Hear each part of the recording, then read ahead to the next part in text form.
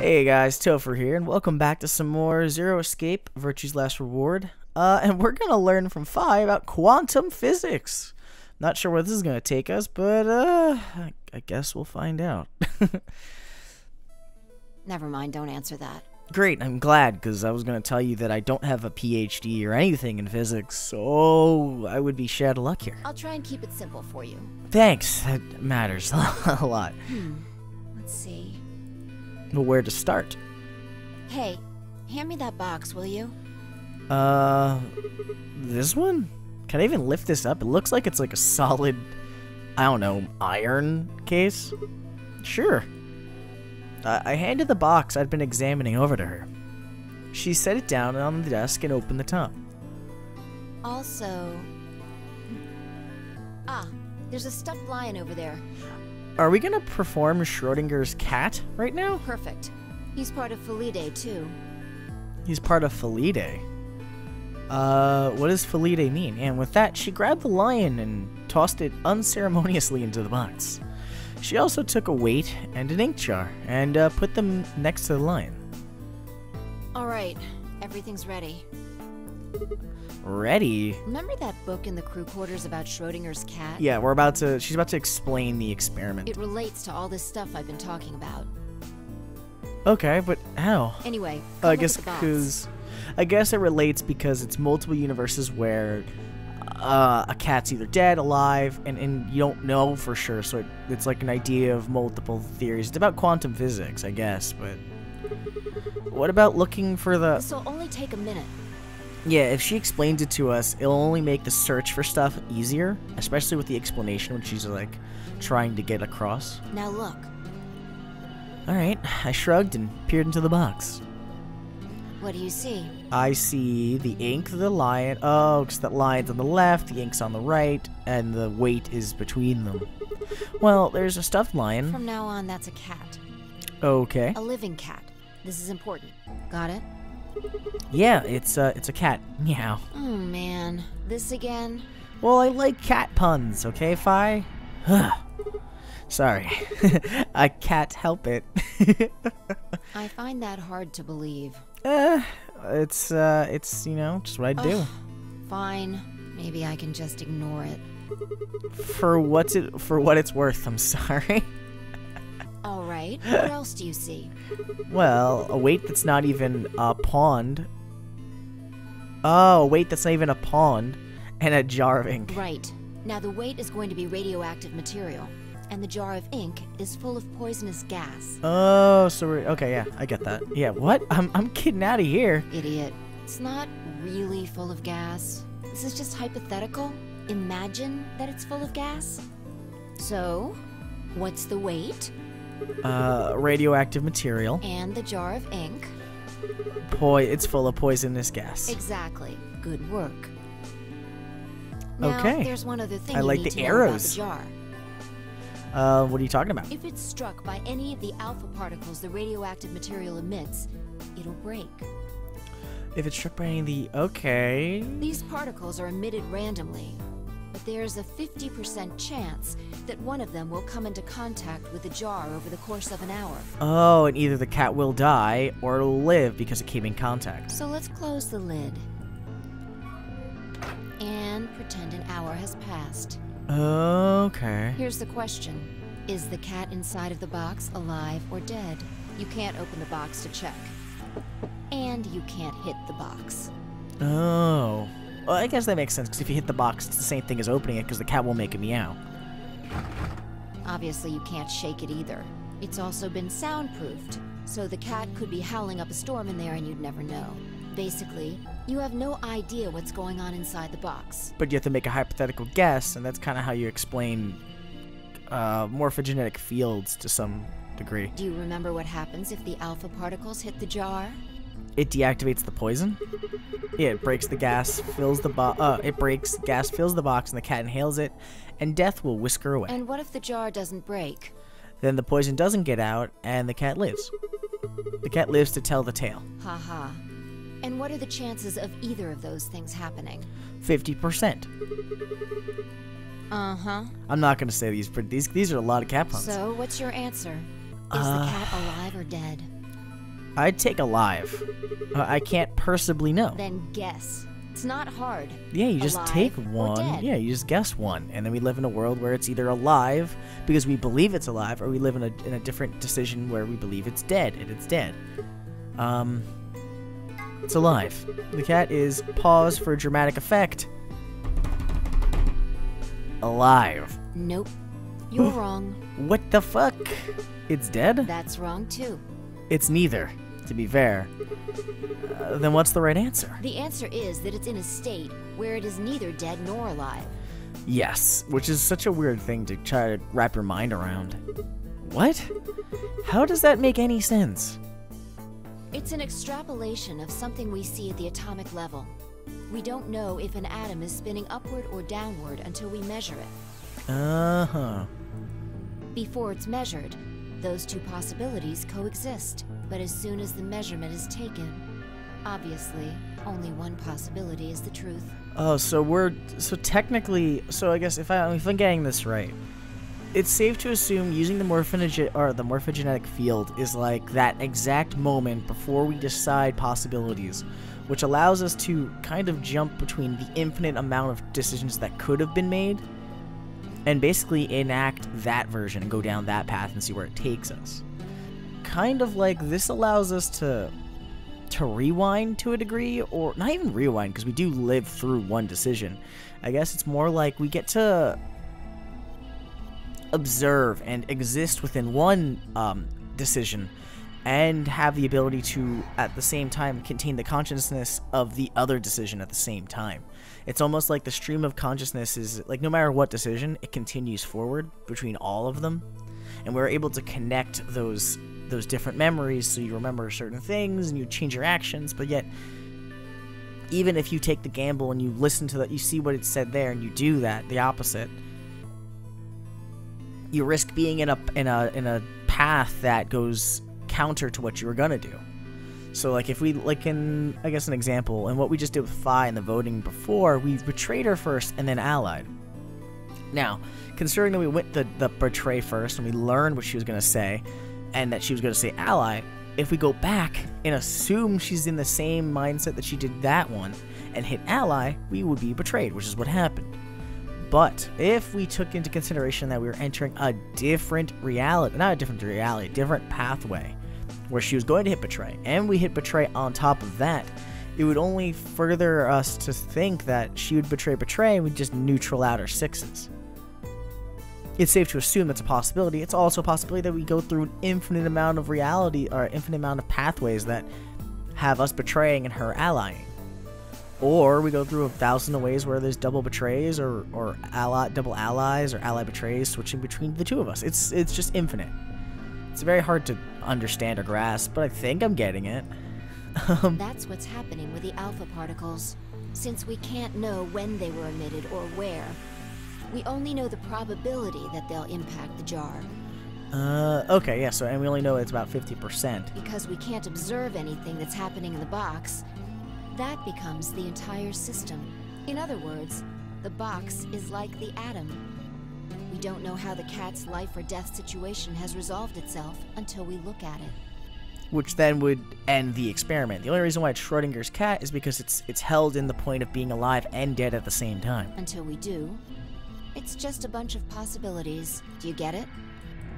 If the cat in the box is possibilities, then it's both alive and dead. Right. So, let's open the lid. And when we do, all the possibilities will collapse into a single truth. Yeah. Okay. Yeah. What a relief, huh? Looks like the cat's alive. Anyway, that's Schrodinger's cat. That's actually a pretty basic way of explaining it, so thank you, Phi. I mean, I guess breaking it down in any sense would allow me to understand it, but she made it pretty easy to get. The many worlds interpretation is one theory for explaining that weirdness. So there's another world out there where this cat died? Yeah, that's the idea. Yeah, and I mean, the thing, it's like kind of like it starts so small as like a life or death situation, but that could lead to a whole mess of different decisions that are made following that. But it's kind of cool to note. All right. What's gonna happen now? Looks like that cat tick of yours cleared up. Well, we stopped talking about cats, so it makes sense that I'd stop saying it. Yeah. Well, your story was pretty insane. Insane? You don't think so? Just the idea of something being alive and dead at the same time? And if the moment the lid is open determines whether or not the cat's dead, then it's almost like events in the future can determine the past. I mean, the cat doesn't die when you open the lid, so it must have already been dead. Exactly. You've experienced it, haven't you? What on earth are you talking about? Think back. Remember round 2 of the AB game? When you chose Betray, what was my vote? Ally. But what happened this time? I chose Ally and you chose Betray. Right. And both times, I put in my vote a full minute before the deadline. When did you push the button? Right before the deadline. I see. Well, that makes this a little easier to explain. If you chose Betray, then my vote was Ally. Yes. If you chose Ally, then my vote was Betray. So we'd never see each other or see eye to eye on it? But I made my choices a whole minute before you made yours. Don't you think that's strange? You do see what I'm saying, don't you? Oh, it means that I guess no matter what, I was the one who made the final decision. So even if she says Ally, she made her decision way ahead of me making my Betray. That my choice in the future altered your action in the past? Yeah. From your perspective, there's no other way to interpret it. I suppose. That's, okay. Then I guess it was meant to be that I went Betray to now get the other side, but now that I thought about it, round 1 had been the same. When I chose an Ally, Alice had chosen Betray. And when I chose Betray, Alice chose Ally. Yeah, it's pretty much what happened. Look at this die. I found it over there. Let me give you one last example. Sure. What's the die gonna do?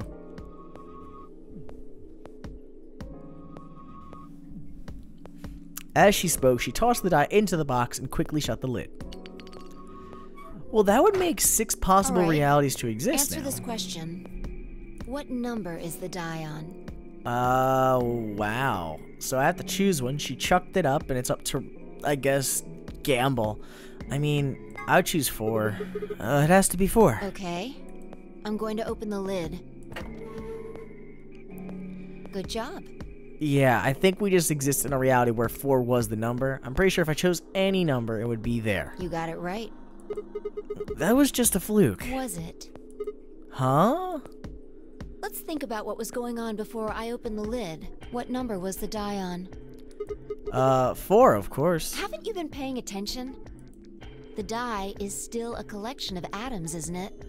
Yes, and it's all possibilities once it goes in there. I don't think you can reasonably suggest that it was made of some different kind of matter. Wait, so you're saying that before you opened the lid, the die was on all the numbers? Uh-huh. That's one way to look at it, at least. Yeah, it's the same thing as Schrodinger's cat. Just take that and extrapolate it to anything. If we took, I don't know, a dodecahedron and we threw it in there, it's 20 possibilities. It could be a number of them, and you could choose the number and be wrong, or you could choose the number and be right. But being right is 1 of 20 versus, 1 of 6 in this case, or 50-50 with a cat being alive or dead. It's very simply just the number of possibilities. And then when you open the lid, it was just one number. Or it might have become that number when you declared which one it was. Oh, that's another way of looking at it. Huh? Wait, what do you mean? Your choice in the future Decided. has an effect on the past. Yeah, I chose 4, so the die was 4. That's crazy. I mean, I like it. That's a very interesting idea. It's basic physics here. Anyway, that's all I wanted to say. Or at least basic quantum physics, but sure. We got a little off topic there, but I think I made my point. Yeah, it was well worth it, to be honest. Reality separates off into an infinite number of branches for each and every possibility. You and I seem to be able to jump from branch to branch. Yeah, but why only us? Because, to be fair, in the last one, only Junpei could jump. I think. I mean, technically. Connie wasn't even fucking real in that one, because she wasn't real until the end. And Junpei could jump. I don't know if anybody else could jump in that. But then in the next one, everybody can fucking jump. People are jumping out of roofs, jumping everywhere. Like, that's so weird. It makes me confused. I guess that explains why Clover wasn't in it, nor was Alice, because they only put in people who had demonstrated the ability of jumping. And then they brought a new cast that could just jump automatically. More or less, it's like they only be reason the same people came back was because they all expressively showed that they could potentially jump from one reality to the next. But I think the other catch is that if you tell people how to morphogenetic jump, they should be able to access it. I think that was like the other thing. Of course, our bodies aren't doing the jumping. No, it's our consciousness. Our consciousnesses just sort of dive into other versions of ourselves in other worlds. I wouldn't say dive, because you jump. You if anything, you really switch. And they don't realize it. They just get the memories of another path in their head, and they're like, what happened? Whoa. I think I get it now. That's how you knew my name, right? You just jumped in from another world. That's how you knew all those other things you shouldn't have known. Yeah, that's the best I can figure out, at least. Yeah, but you've been jumping then since the beginning. In every single path, you've jumped. Unfortunately, it seems like we don't retain all our memories when we jump. No, we retain specific ones, though. Maybe we only remember particularly important things. I'm not sure how it works. I mean, sure, I guess. The thing is, you don't remember the big bomb in this one, nor do you remember the passcode. I remember it, but you don't. But whatever the reason, it seems to be fairly limited. It sort of is. I think the more control you can exert over it, like if you were Connie, who has a very strong control over her morphogenetic jump, she probably recollects a lot more. I would say we're probably on the weaker side of it. And often, we don't seem to remember jumping at all. Things will just sort of pop up. Yeah, like weird premonitions. That's why when someone asks us how we know X, all we can think of it to say is, I just knew. Yeah. Well, what's causing this then? I don't remember ever doing this before, so why would it start now? If we knew that, I don't think we'd be having so much trouble. Yeah, I completely agree. It's just... Just what? Well, I'm pretty sure it has to do with why we're locked up in here. I would probably say that's more of a case of there's a reason why we're locked up in here, not necessarily related to our abilities. There's no way this doesn't have something to do with whatever Zero Senior's trying to do. I mean, I guess so. Why would he have left that Schrodinger's cat book in the crew quarters?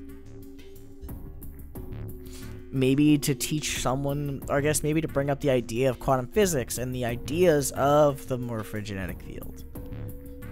That would make more sense. I mean, I'm pretty sure that's the idea. You aren't kitten, are ya? Maybe this is some sort of huge Schrodinger's cat experiment. And all 9 of us are locked up inside the box right meow. And what if you've got it backwards? Backwards? We're outside of the box, and the rest of the world is inside.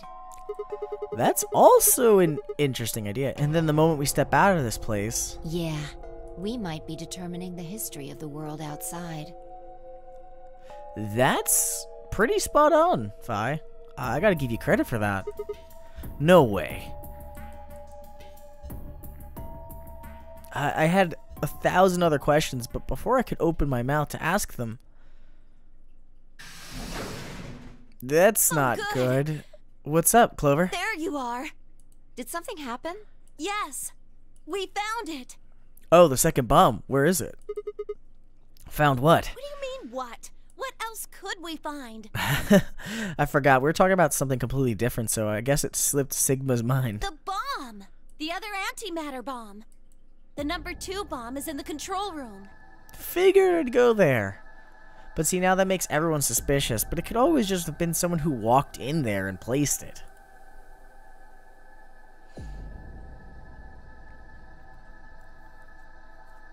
Well, where's this bomb? Oh, wow. That's cool. Is this it? Yeah. This is one of them, all right. Yeah, but we don't know if there's a fourth or this is just it. And it's number 2, apparently. Well, at least we found them all now. No. There could be more. Yeah, that's what I would think. I wouldn't say 3 would be the answer just because you saw a third bomb. For all we know, there could be 5, there could be 4. Like Kay said, there might be a number 4 bomb out there. We have no way to know. Huh. Did you tell anyone else about this, Clover? Well, not really. But, I wasn't the first person to find it. Who was? Who was? Kay and Luna. That's odd. After they found it, they came to the infirmary and told the rest of us. Who was in the infirmary? Everyone. Tenmyoji and Dio were there. So were Alice and Quark, of course. Although they were still asleep. So everyone who wasn't asleep knows about the bomb.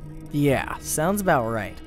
But then that leaves whoever was searching as potential suspects for who placed this bomb. I see. Yeah. There's nobody else here, though. Where'd they all go? Right after we came here to look at the bomb, they all left. They were going to go look for you two. What about Alice and Quark? They're the same. Still sleeping. We checked them out just to be sure, but they seemed fine. That's good, then. But I feel like no one should leave them alone. Fi and I looked at one another and let out a small sigh of relief. Oh, right. I checked everybody's bracelets when we were in the infirmary. Did you want to know what they were? I'm really suspicious who has Alice and Quark. It only took her a moment to explain. Alice was the green solo, and Quark was the blue solo. Dio's bracelet made him a yellow pair, and Tenmyoji's was the cyan pair. So, what are our options for groups? The next set of doors to open are going to be the white doors. That means we'll have to mix our colors so that we get white. Yeah, that's pretty much all we can do. Fi laid out what that would mean. Yeah, I would have to go with Tenmyoji and Fi. Option A. Oh, okay. No, wait. Option A. Fi and Tenmyoji would pair with me. Kay and Dio would pair with Quark. And Clover and Luna would pair with Alice. But that means they have to carry them. Huh? There's only one option? Yeah, there's only one way you can make white. Yeah. Any other combinations don't make white. Yeah, what about Alice and Quark? Luna said it's going to be a while until they wake up. We'll just have to carry them. The secondary doors won't open without 3 bracelets. And if we can't open them... Yeah, we'll get penalized. Exactly. Don't worry about Alice. I'm on her team. Are you saying you can carry her? Yeah. Well, I can get Luna to help me. True. I'm sure she'd be happy to help. Yeah, of all the people, Luna would probably be very helpful. And I'm assuming Tenmyoji... Oh no, because I'm with Tenmyoji. Yeah, what about Quark? He's on Kay's team. There shouldn't be any issues there. I'm sure Kay could hold him the entire time, but still. I'm sure Tenmyoji's gonna be worried about him. Alright. Well, we still need to figure out what we're gonna do with the bombs. Alice said we should be safe as long as it's not triggered with a remote. Maybe, but we can't just leave them here forever. I mean, if they go off, then everything in like a couple 100 kilometers is gonna get fried. Yeah, especially if it blows up that generator over there. We're really, fucked. Wait, a couple 100 kilometers? What are you talking about? That bomb should only have about as much explosive power as a ton of TNT. Which is nothing to sniff at, but that's nowhere near the kind of yield you're talking about. It could be. What if these bombs are just, like, the detonator? Oh, you mean there might be a bunch more anti-hydrogen around here somewhere? Yep, right over there. the reactor. Yeah, there are supposed to only be 18 antimatter reactors in the whole world. Oh, that's great. So this is one of them? If that's one of them, then there's a lot of anti-hydrogen. Yeah, and that will blow us all sky high. How much is a lot? 3.5 kilograms. The 3.5? That's like 10,000 times more than Alice's 350 milligrams. If there really is that much, and if it does explode, Then we would be looking at an explosion roughly 10,000 times more powerful than the bomb dropped on Hiroshima. Yeah, nothing's living through that. No, that's insane.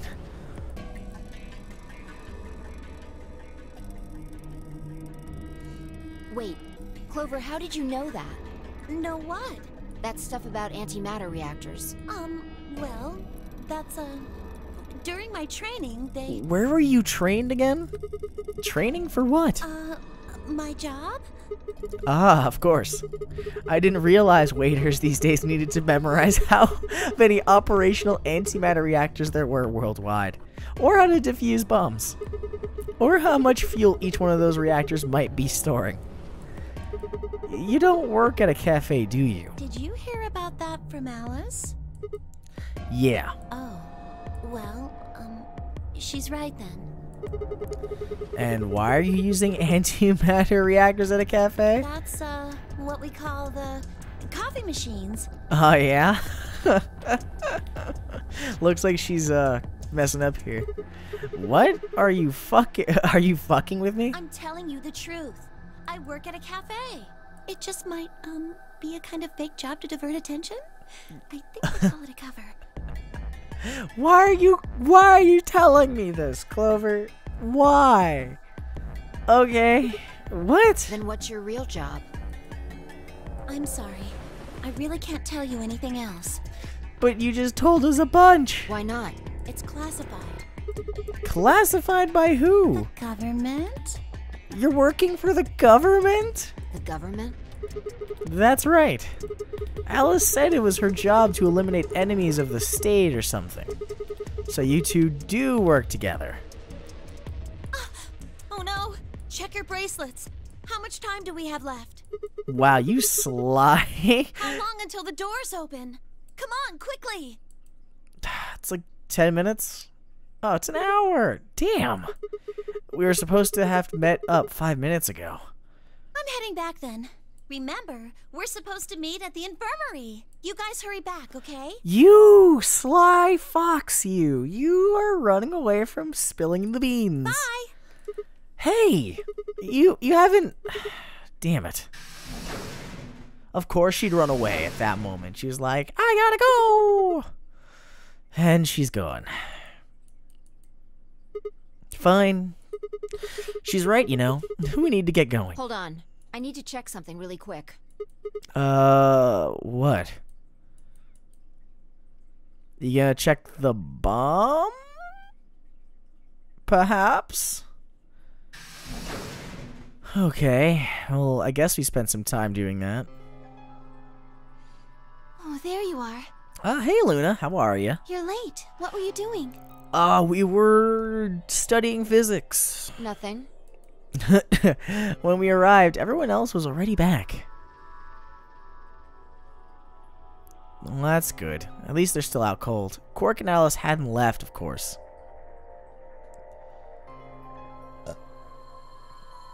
They were both sleeping soundly. Any traces of madness we'd seen earlier long gone. Clover told us. You've seen the bomb in the control room. Yes, we have.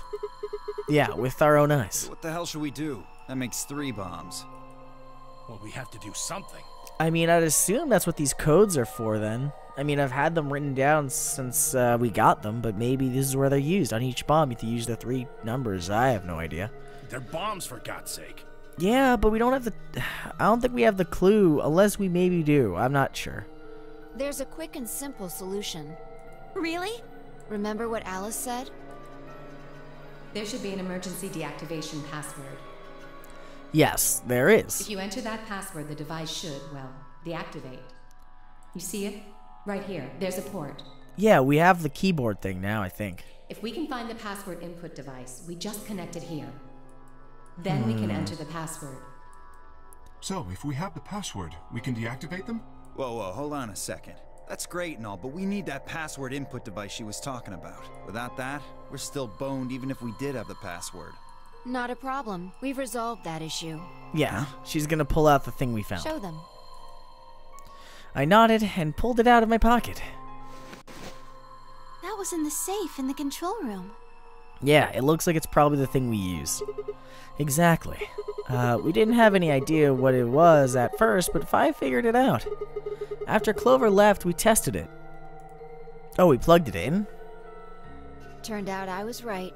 It fit perfectly. Sure, but how are we going to type in the passcode? Couldn't get to do anything, though. We plugged it in a couple random characters, but all we got was an error. Okay, so we might have to go around and Still, checking it. I'm sure this is the thing Alice was talking about. We just didn't have the right password. But why was it in the control room? That's actually a great question, but then I guess that leaves to an example that Zero is the one who placed the bombs, because he had to have left the keypad somewhere. Do you think Zero Senior put it here for us? I'm sure he did. That would suggest it was also Zero Senior who set up the bombs. I would probably believe that too. Doesn't that seem odd, though? I mean, you're right. That would go so counter to his idea. Like, it doesn't make any sense that he would place the bombs and then give us the answer, like the keypad. Like, why though? What was the point of the bombs then? Zero Senior wants us to play the nonary game, right? Yeah. So why would he set bombs? Maybe he wants to blow this whole place up if someone commits some crazy violation of the rules? That doesn't make sense. Our bracelets already have poison in them. If someone breaks a rule, all he has to do is activate their bracelet. Yeah, so that makes no sense for the bombs to be here. You're right. Huh. Well, whatever the case is, there's one thing we can be sure of. The person who set these bombs is one of us. Yeah, I can agree to that. But the thing is, Zero Senior has done nothing to stop it, which means that he's obviously letting it slide for now. Whether or not that person is also Zero Senior isn't particularly relevant at the moment. But what is relevant is that they know the deactivation password. If we can figure out who that person is and question them. We can get the password and turn the bombs off. Exactly. So what are you gonna do, interrogate everybody? That would be my quick and easy method. So fess up. Which one of you set the bombs? Okay, so this is why we were beating the living crap out of Dio outside. Okay. It makes so much more sense now. Not that I expect you to do that. So, we're going to be checking everyone. Checking us. Yeah, that's all we can do. Yes. Once they're set, the bombs are controlled by a remote. It stands to reason that whoever set them has that remote. Yeah, it's probably awaiting us to do something. So you're gonna search us for it? Yes. But no buts. If you refuse, that implicates you. Do what I say and you'll be fine, assuming you are actually innocent. Understand? I mean, this is a very interesting shakeup, Fi. Jeez. Okay. No reason to wait.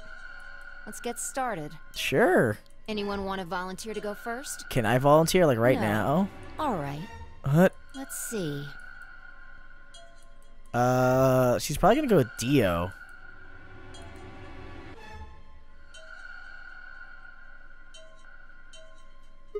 Huh? Wait, you only need to search one person. What? Why? Oh, 'cause I know. Because I figured out who did it. I know who did it. Oh, so that would have been the pause right there. But since we know the answer, we just jump past it. The words were out of my mouth before I even realized I was saying them. How can you... There's no way. Yeah. I met Fi's gaze and nodded, and then turned away. I know who set the bombs. That person.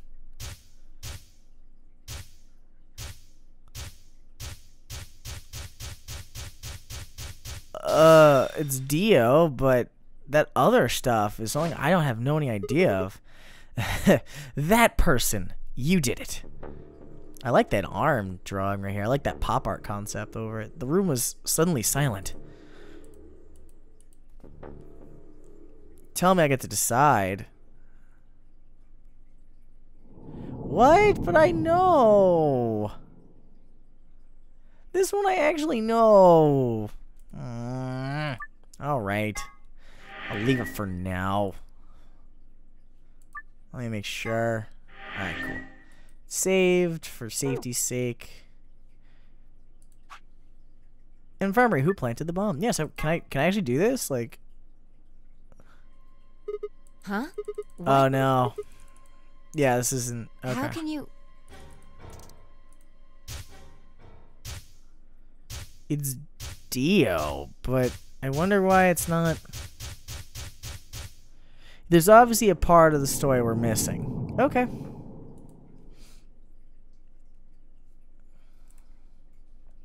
Just in case, again. Okay. Alright, so we've gotten as far as this path will take us. So all that's left to do is go the other way. And figure out where this takes us. Alright, so this is gonna be... I mean, sure, I guess. Can I choose? I guess, yeah, just jump. Let's jump here. And see where it takes us. We should be able to say no and go the other way.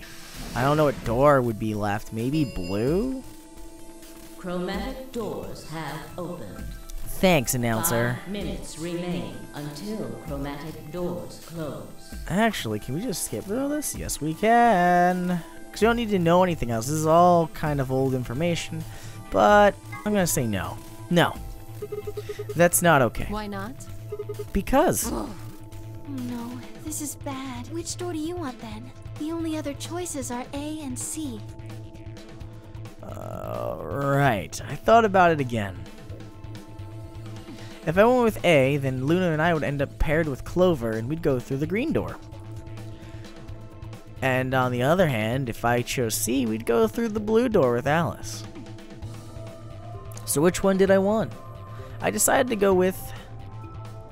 Oh. Wait. This is gonna, like, drastically change everything?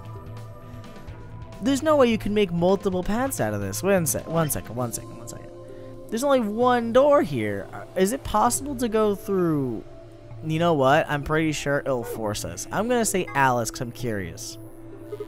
I'd like to take option C. We'll take Alice in the blue door. Are you dense? No, I am not. What on earth makes you think I'd be willing to do that? There's no way in hell. I'm not going anywhere with you. You betrayed me in the last AB game. I don't pair up with assholes. We don't really have a choice, so I guess we're going with green. Doors closed. Okay. Oh no, what are we going to do? We don't have much time left. Sigma, please, can't you reconsider?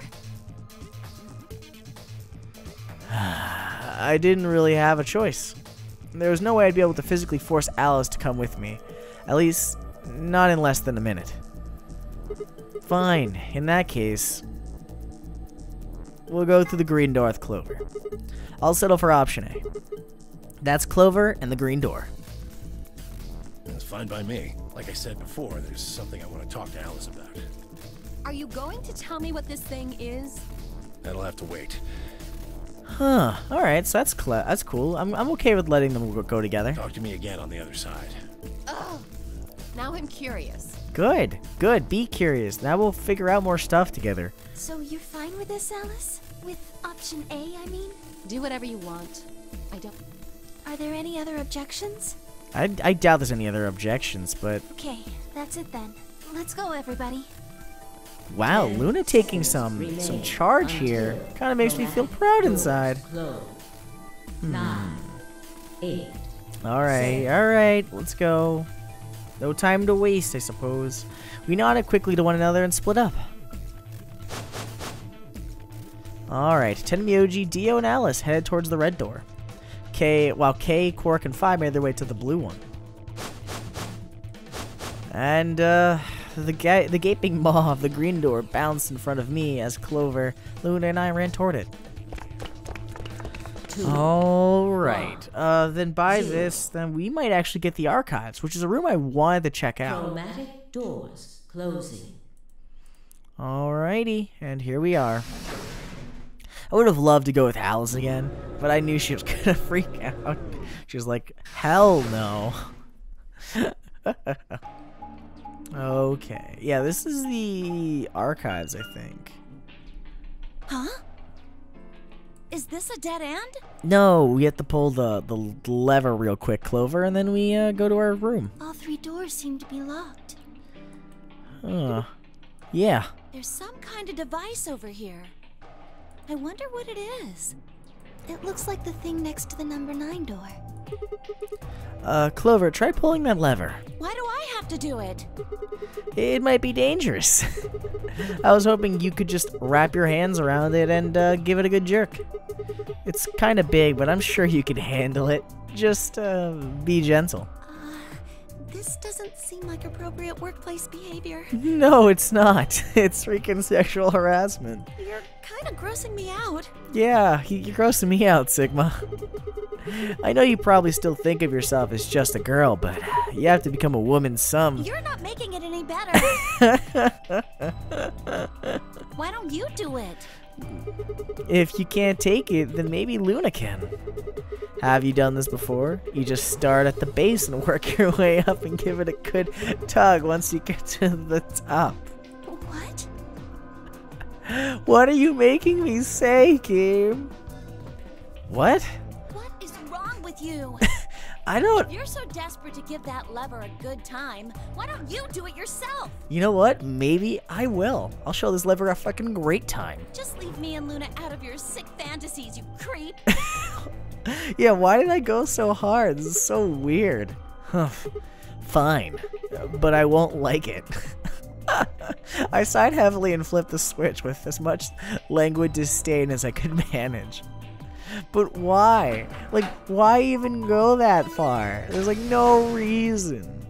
Oh, one of the doors open. Oh, treatment center. So that's a room we won't see, but we know what it is.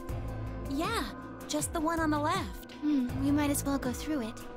I mean, there's nothing else we can do. Yeah. Maybe we should try flipping it one more time, though. I think you could actually manage it with just one hand, Clover. Just do it real fast. It'll only take a second. Just up and down once. Ugh, you are disgusting. Sigma, the freaking sexual harassment creep right now. Alright, well... Okay then, that was a unique situation. But here's the archives. So then we've seen every single way. It's Golem Bay, Treatment Center we haven't done, but then there's also the archives, which is where we are now, which is what we worked on last time. But otherwise, I'm actually really excited to start this, but I'm not gonna, I'm gonna actually push this till next time. I realize like I'm already close to time as is, even though this is like a shorter episode.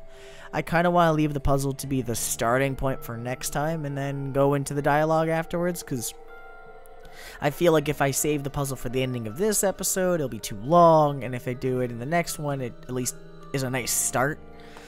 But anyway, guys, I hope you enjoyed this episode, and I guess I'm excited to see how many more possibilities are going to exist, and then when all the clues start coming together. That's what I'm incredibly excited for.